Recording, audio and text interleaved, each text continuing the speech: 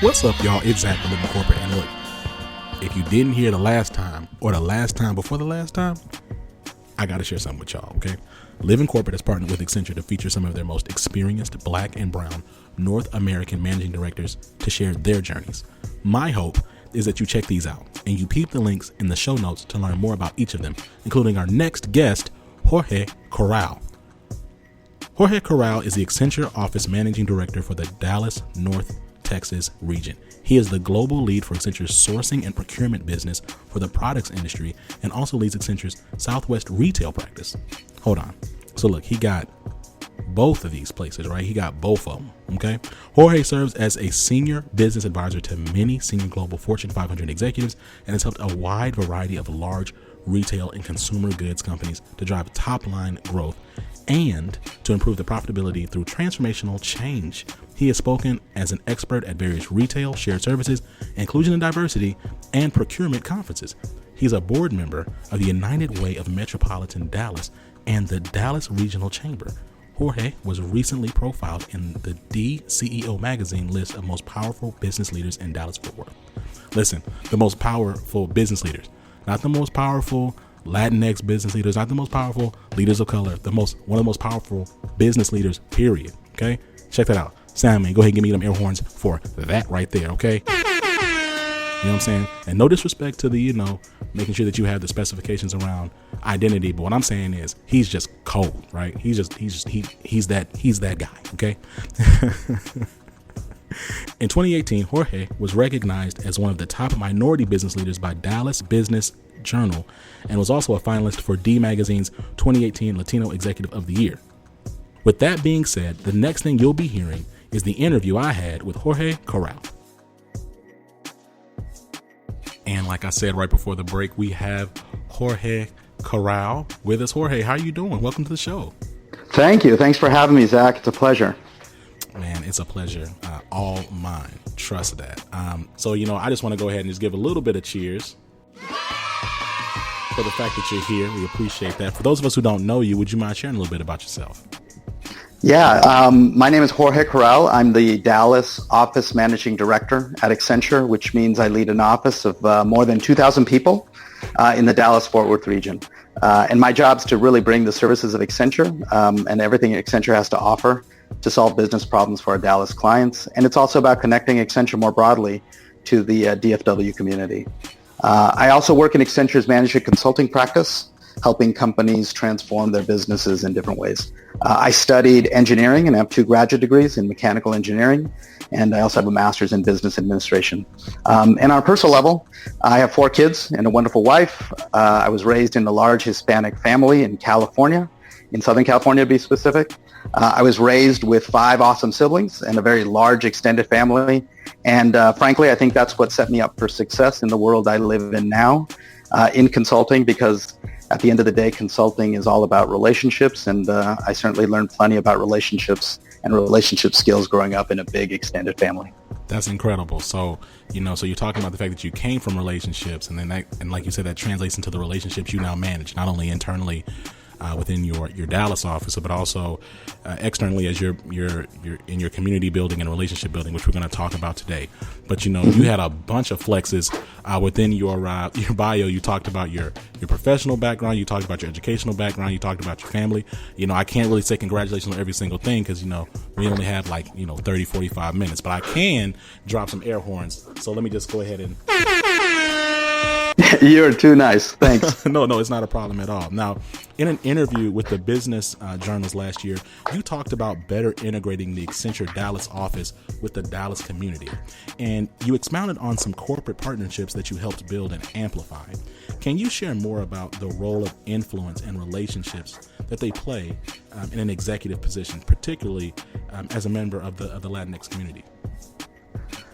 Yeah, I mean, I'll share to begin with that I like to live by one of the principles I learned from many people along the way, including my parents, and that's I really believe we're all responsible for making the world a better place today and for the future. So for me, I personally didn't get to where I am by accident. I got a lot of help directly and indirectly along the way. Yeah. And I recognize that many people broke a path so I could have my opportunities. So So I'm happy to find a way to give back. And in my Accenture role, I'm really lucky and truly fortunate to be able to give back in different ways. So as an example, over the last couple of years, I've been able to join the board of United Way of Metropolitan Dallas. And 2 years ago, we, Accenture, were able to commit to being the presenting sponsor of their Social Innovation Accelerator program. That's really helps accelerate and mentor new nonprofits that are providing support for our communities in different ways, and solving problems that are around education, income, and health for our DFW community. So I've also been able to speak to Latinos on various platforms.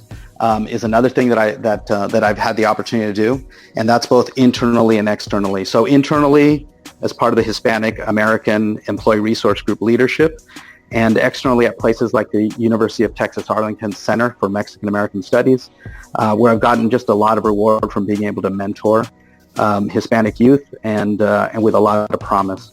And I also have had the chance in the local community to serve on different panels, and one of the panels that I'm able to serve on from time to time is where we bring in 200 plus middle school and high schoolers, and I just share some of my life stories and my life experiences up on the stage, and it's less about the story I would tell you and more about sometimes when you're young, just looking up on the stage and seeing somebody that looks like you, sounds like you.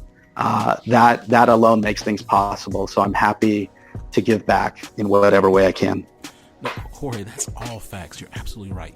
It's interesting because for me, I thought about getting into consulting, and I didn't even know it was something possible until I was in college, and I just happened to see a black man who told me he worked at Accenture, and I was like, what is that? And and it went from something abstract and kind of esoteric to something actually very practical and possible, right?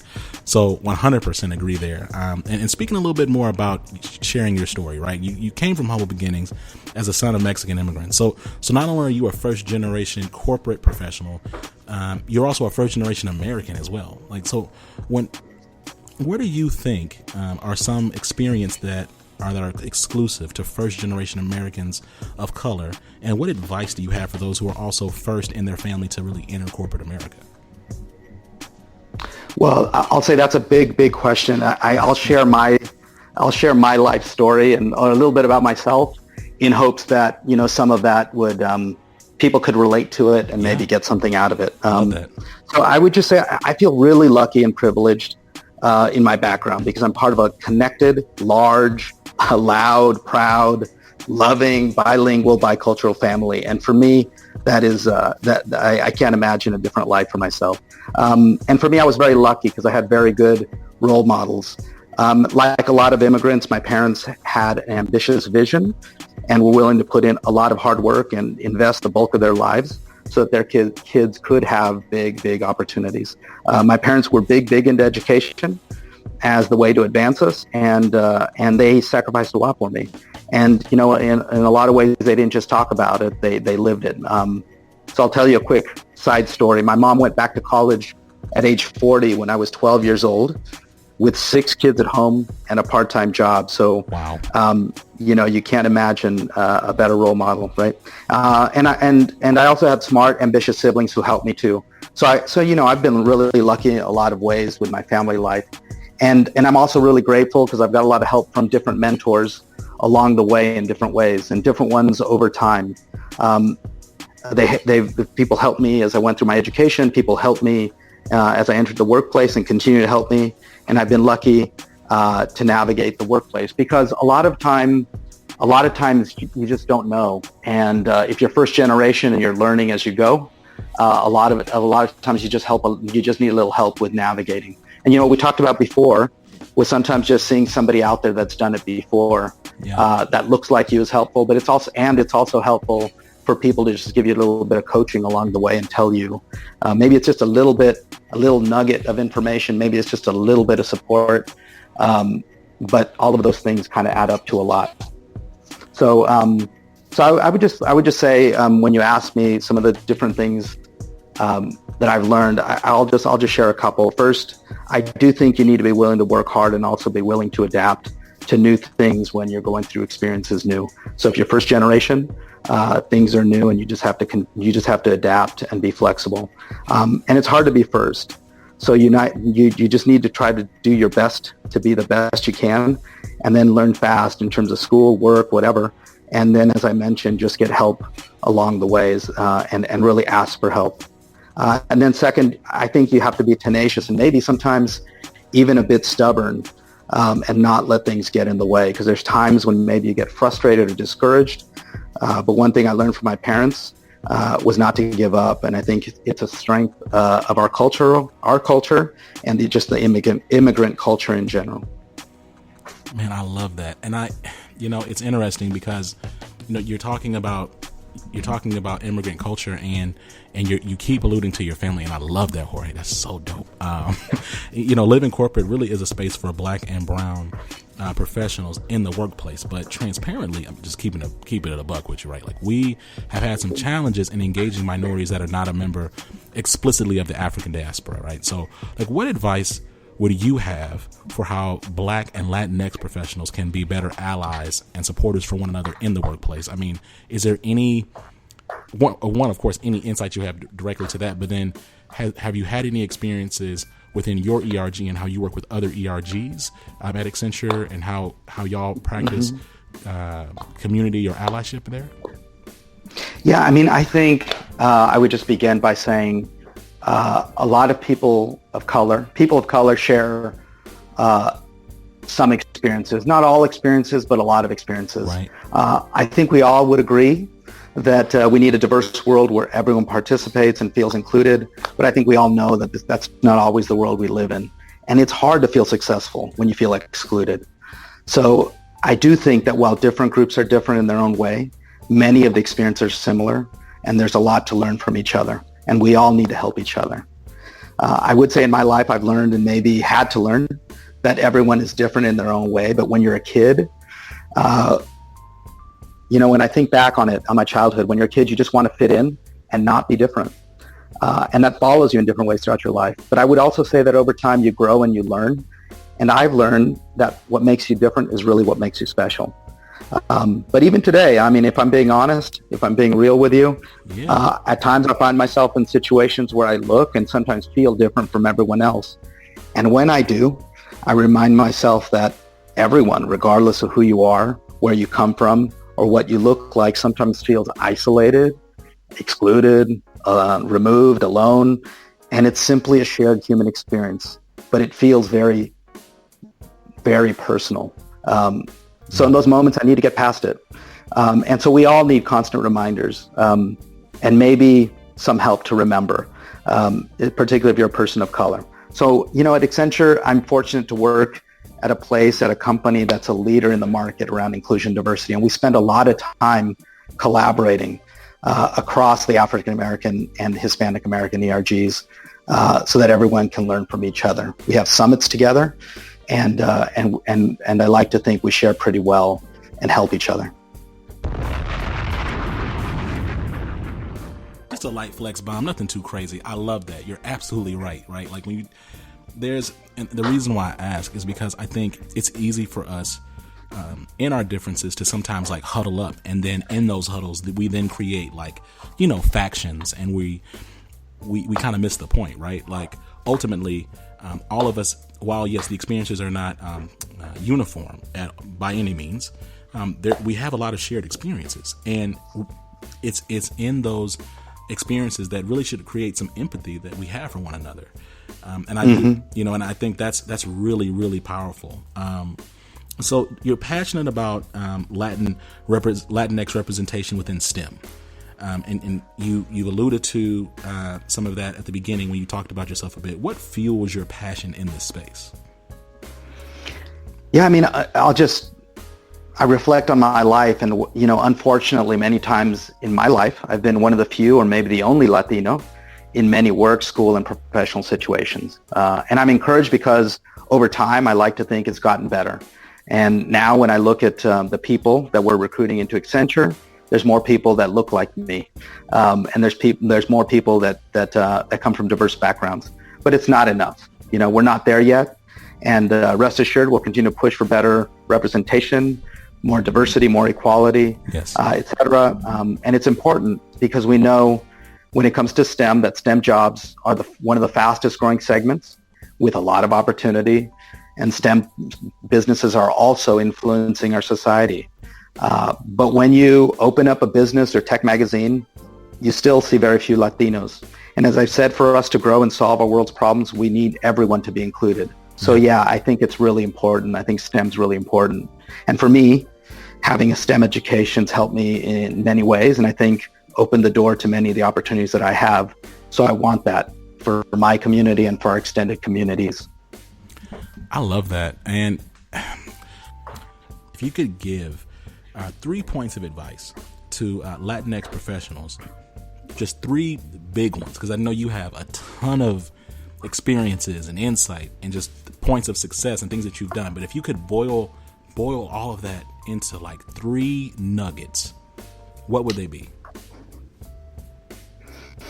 I'll give you 3 that come to mind. And I think these would probably change if you asked me tomorrow, or they may be nuanced or different a little bit.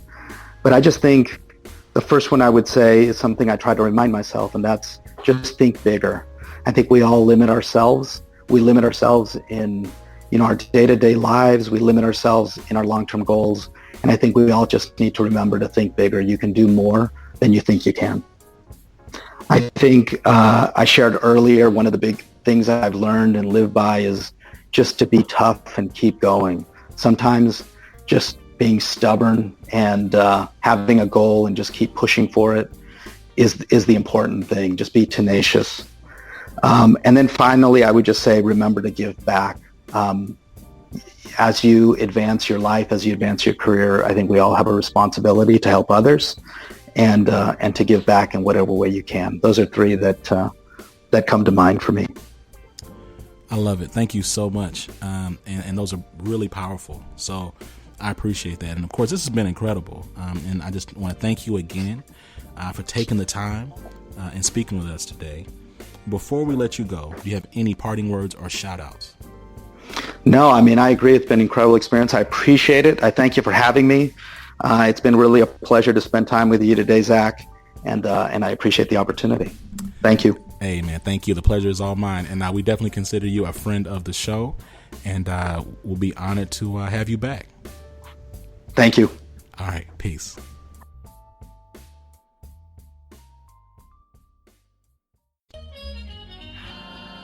Living Corporate is a podcast by Living Corporate LLC. Our logo was designed by David Dawkins. Our theme music was produced by Ken Brown. Additional music production by Antoine Franklin for Musical Elevation. Post-production is handled by Jeremy Jackson. Got a topic suggestion? Email us at livingcorporatepodcast@gmail.com. You can find us online on Twitter, Facebook, Instagram, and living-corporate.com. Thanks for listening. Stay tuned.